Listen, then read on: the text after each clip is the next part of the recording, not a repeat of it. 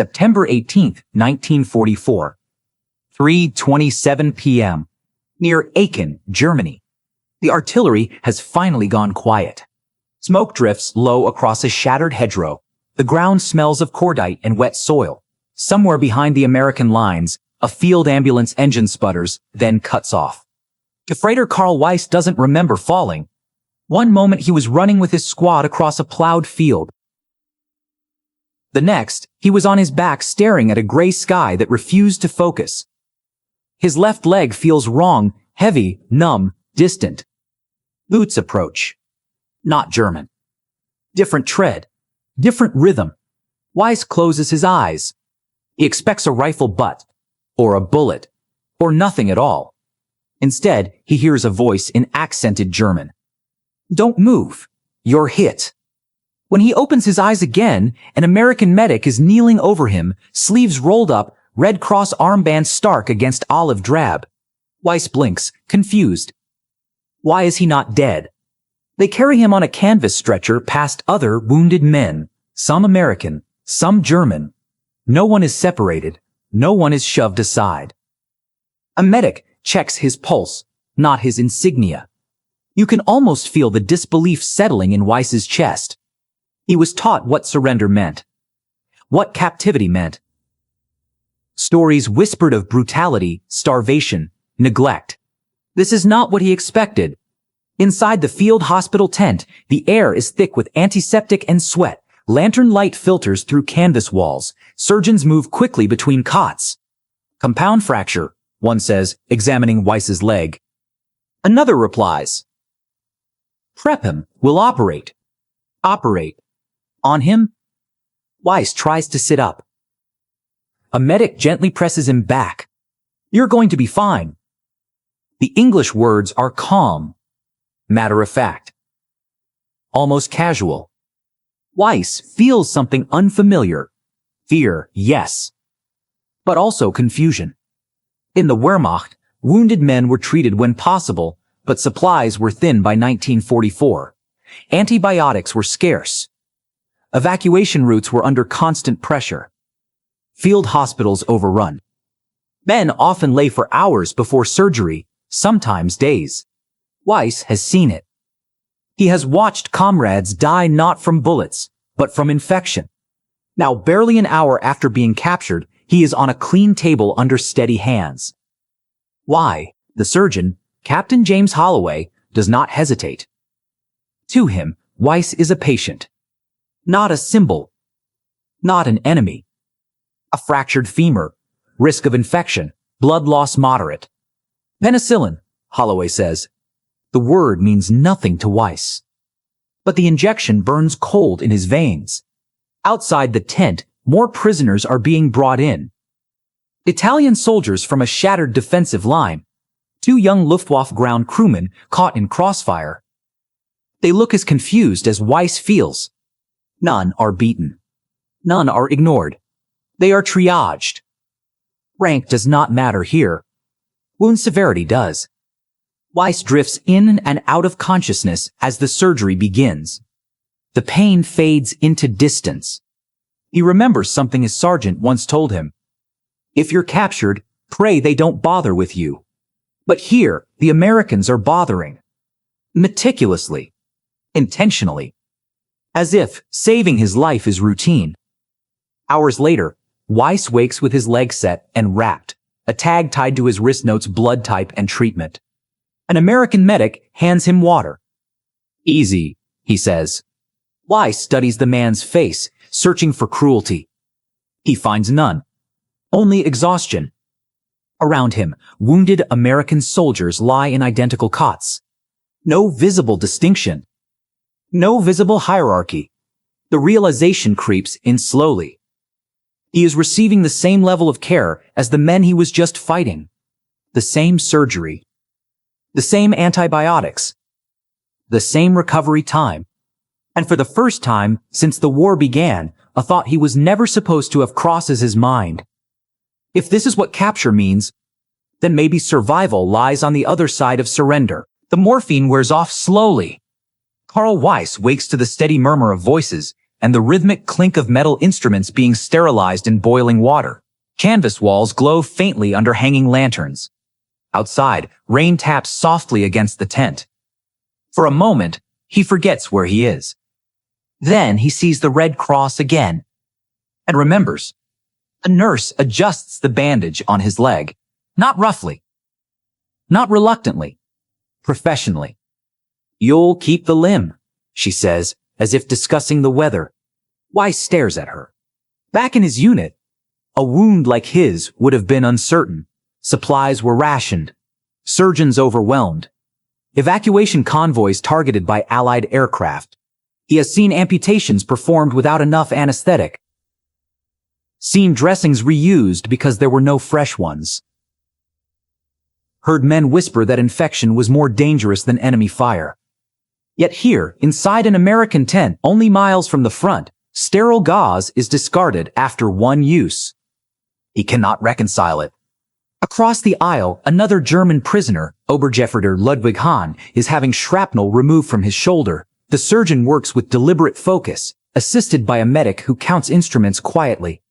Hahn locks eyes with Weiss. The message is unspoken but clear. Are they really doing this? Captain James Holloway steps away from the operating table, removes his gloves, and studies a clipboard. To him, the wounded are entries in a triage system. Immediate, delayed, minimal, expectant. Nationality does not alter classification. The Geneva Convention does not feel like an abstract agreement here. It feels procedural. Holloway turns to a young medic. "Make sure the POs get penicillin. Same schedule." The medic nods. No debate. No hesitation. Penicillin. Weiss hears the word again. In the Wehrmacht, antibiotics were precious and unevenly distributed by 1944. Production shortages and logistical strain meant frontline units often lacked consistent supply. Infections spread quickly in muddy trenches and shattered towns. Here, the Americans inject it as standard. The implication is almost more shocking than the care itself. This is not exceptional treatment. It is routine. Outside the tent, military police guard a small cluster of recovering prisoners. There is structure. There are rules. But there is no visible cruelty. One American soldier hands a German prisoner a cigarette. Another shares a canteen.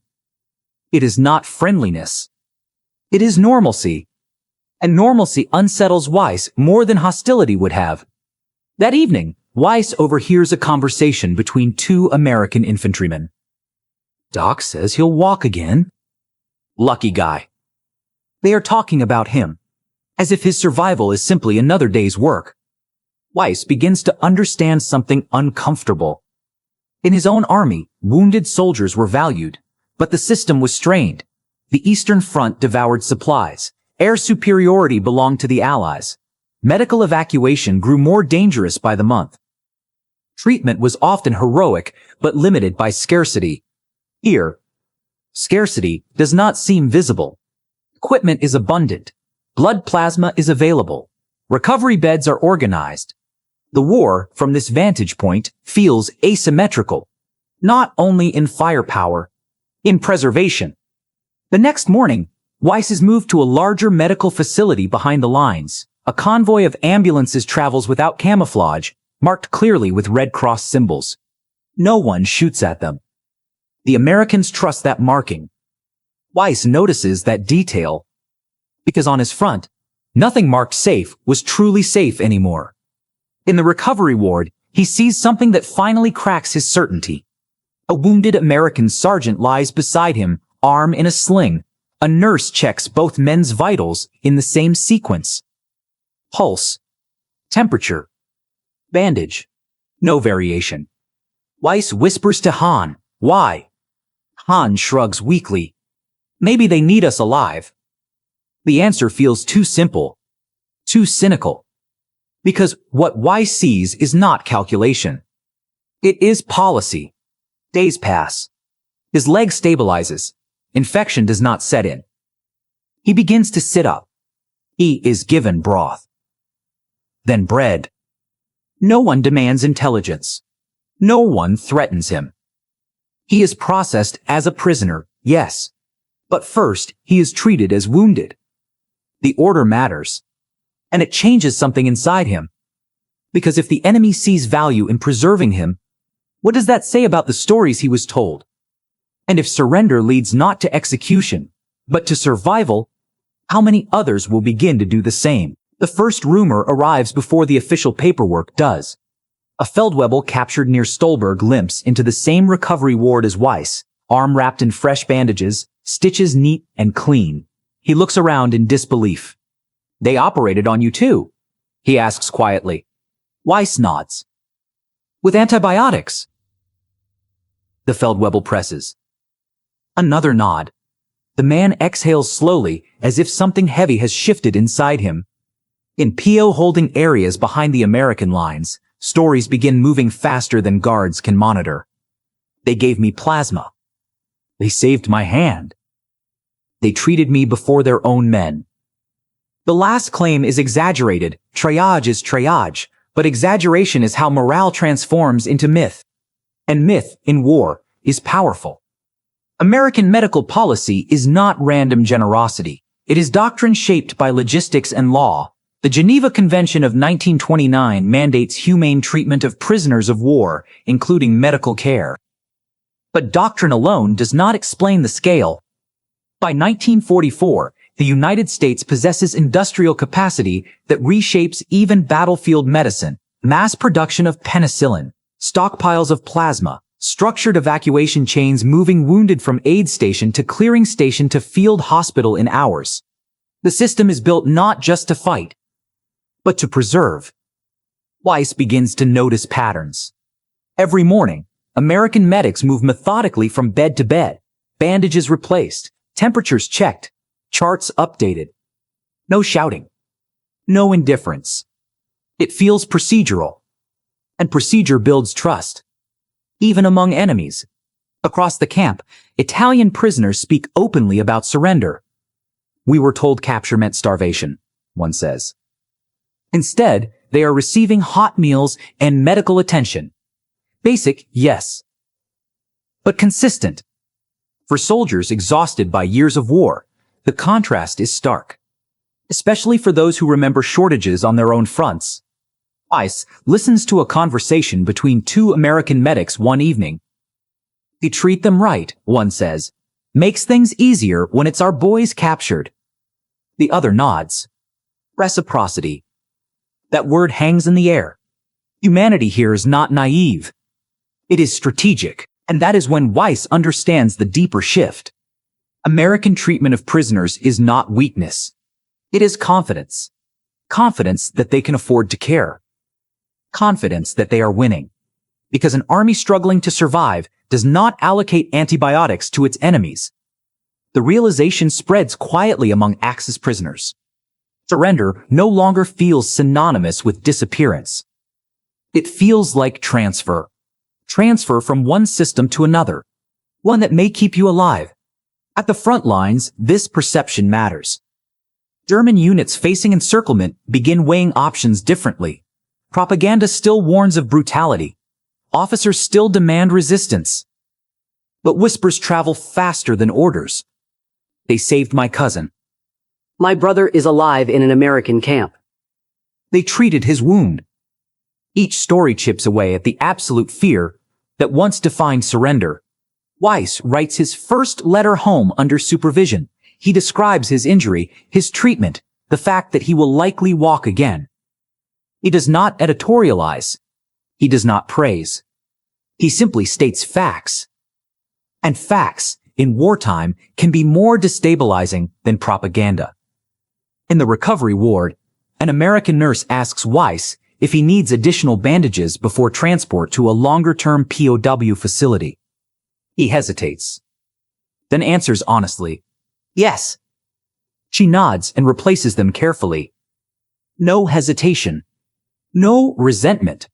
The psychological impact becomes visible over time. Prisoners heal. They talk. They compare experiences. And a quiet conclusion emerges. For a wounded Axis soldier in late 1944, survival odds may be higher under American care than than under continued resistance at the collapsing front. That is not ideology. That is arithmetic. As Weiss prepares for transfer deeper into Allied territory, he looks once more at the Red Cross painted on the tent. He expected cruelty. He found competence. He expected neglect. He found structure. And somewhere along the line, the meaning of surrender changed. The next question is inevitable. If enough soldiers begin to believe surrender means survival, what happens to an army built on fighting to the last man? December 1944. Ardennes Forest, Belgium.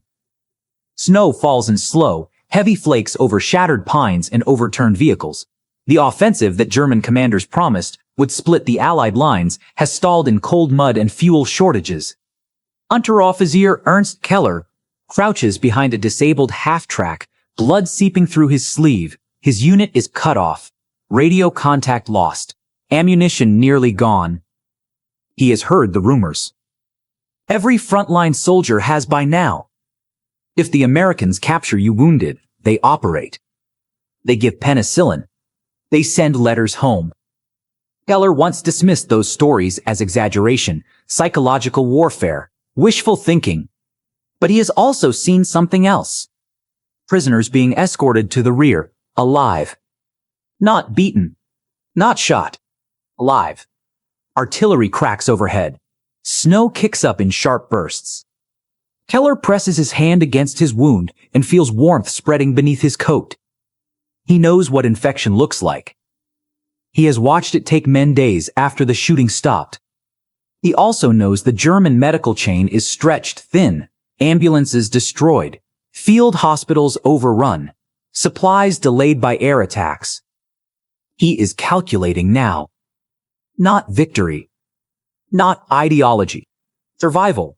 Across the line, American medics prepare their aid stations the same way they always do. Bandages stacked. Plasma ready. Surgical kits sterilized. Doctrine does not shift because the wounded wear a different uniform. Captain James Holloway, now relocated with advancing forces, reviews triage protocols. Immediate. Delayed. Minimal.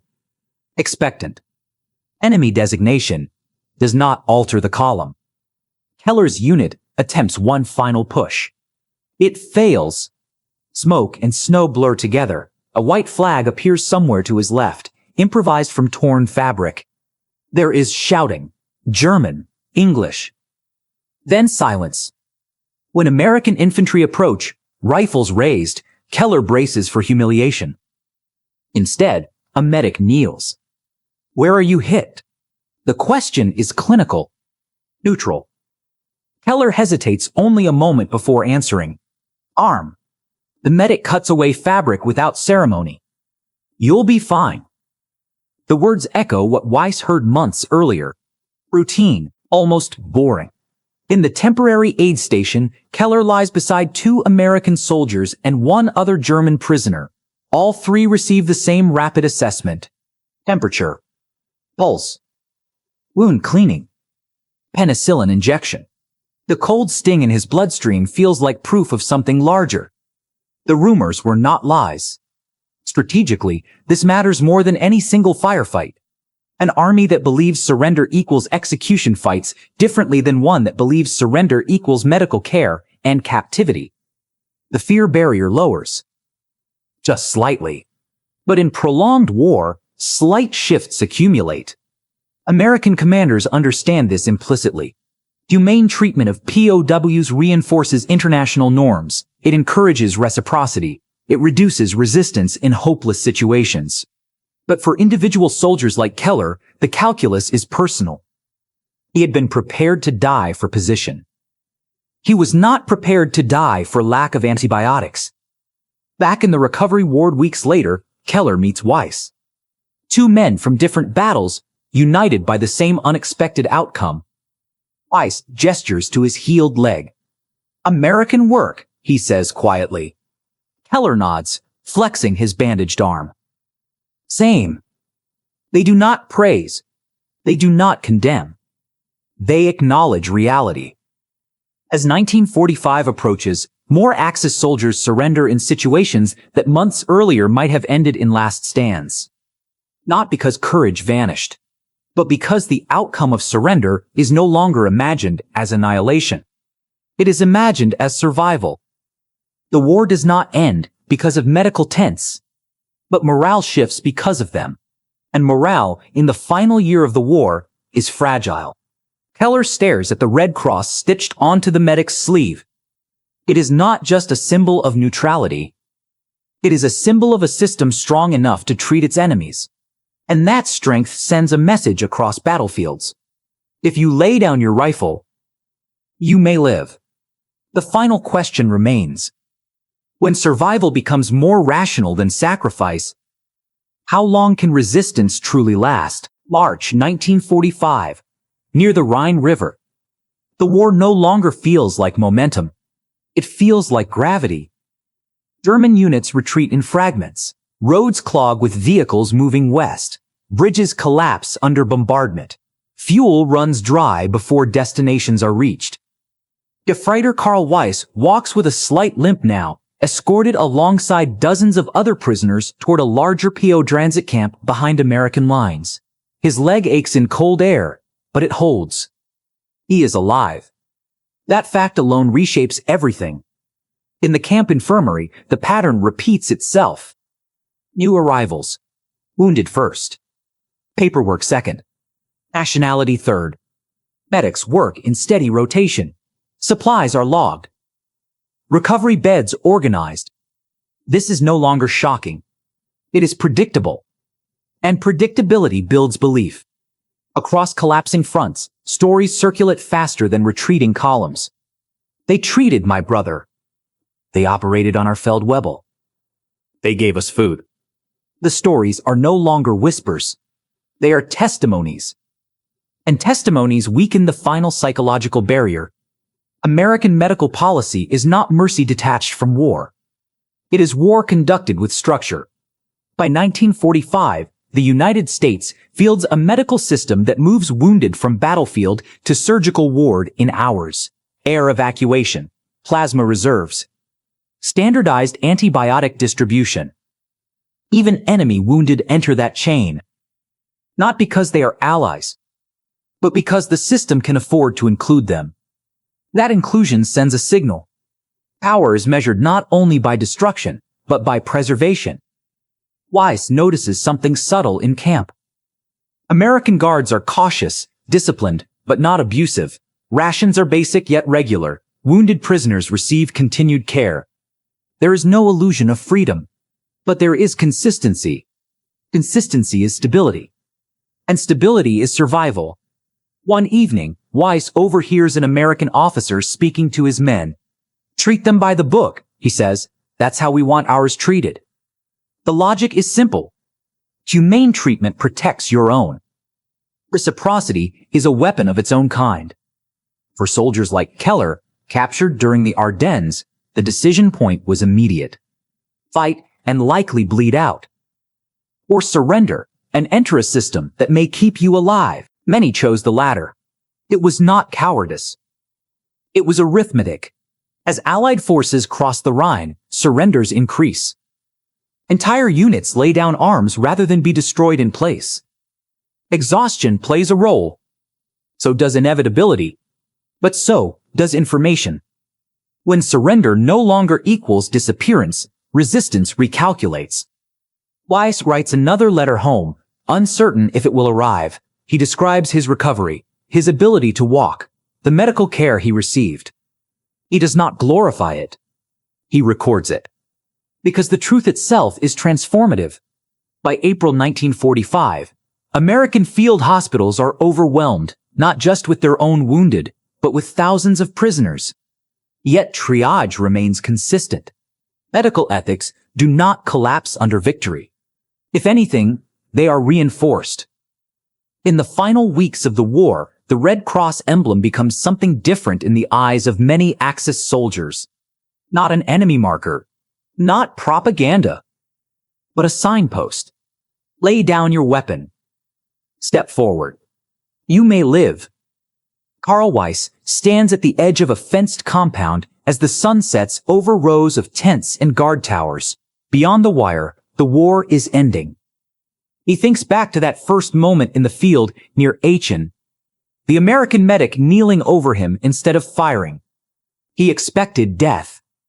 He received surgery. He expected neglect. He received antibiotics. He expected humiliation. He received procedure. And in that unexpected treatment, something fundamental shifted. The war was not decided by medical tents alone. But for countless wounded Axis soldiers, the decision to surrender and survive was shaped by what waited inside them. In the end, the realization was simple. Sometimes the difference between dying for an army and living beyond it was the red cross on an enemy's sleeve. May 1945, a POW camp in Western Germany. The war is over. Not with a single gunshot, but with absence. No artillery, no engines overhead, no distant thunder of armor moving east. Karl Weiss stands in line beneath a gray sky, thinner than he was a year ago, but walking steadily on the leg that should have taken him. Around him, thousands of German prisoners wait for processing, repatriation, paperwork that will return them to a country that no longer resembles the one they left. He adjusts his cap unconsciously. He is alive. And he knows why.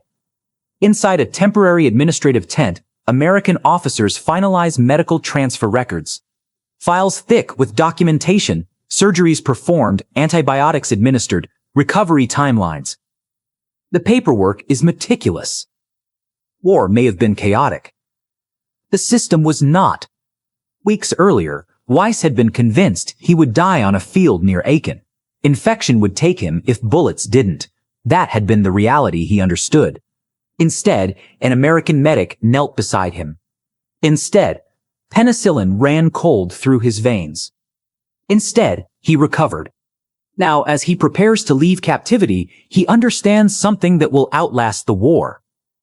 The enemy he feared treated him better than his own collapsing logistics ever could. This realization does not turn him into an American sympathizer. It does something subtler. It reshapes his memory of the final year. Because on the Eastern Front, he had heard different stories. Soviet captivity meant something far harsher. Survival rates were brutally low. Retribution was real. But in the West, surrender had become survivable. And that distinction mattered. Across Europe, similar stories spread quietly after 1945. Former prisoners speak of surgery received in canvas tents, of nurses who changed bandages without hostility, of rations that, while basic, were consistent. Not luxury, not kindness beyond measure, but structure, procedure, medical ethics maintained even under strain. For American forces, this treatment had strategic logic. Humane treatment encouraged reciprocity for captured Americans. It supported international law. It projected confidence. But for Axis soldiers, it created something unexpected. Trust. Not political trust. Practical trust. If wounded and captured, you would likely live. Historians would later analyze surrender rates in late-war Western Europe. They would note how entire formations capitulated rather than fight to annihilation. Many factors drove that collapse: material superiority, air dominance, logistical exhaustion. But one factor was psychological: the belief that surrender did not equal death. Weiss boards a transport truck that will take him toward a processing center before eventual release. He looks once more at the Red Cross emblem stitched onto a medic's sleeve. That symbol once meant enemy. Then it meant surgery. Then it meant survival. Years later, back in a rebuilt Germany, Weiss will tell his children about the war. Not just about battles. About a tent. About a surgeon who did not hesitate. About antibiotics that saved a leg. About how surrender, in that moment, was not cowardice, but arithmetic. The war was brutal. Merciless in many theaters. But in Western Europe, the treatment of wounded Axis prisoners revealed something rarely discussed. Power expressed through restraint. Victory expressed through procedure. And survival offered not by comrades, but by former enemies. When soldiers recalculated the meaning of surrender, resistance changed. When wounded men returned home alive instead of disappearing, stories traveled. And sometimes, in the final year of war, those stories mattered more than bullets. Because they altered a single crucial equation. If you lay down your rifle, you might live to see peace. And in 1945, that was enough.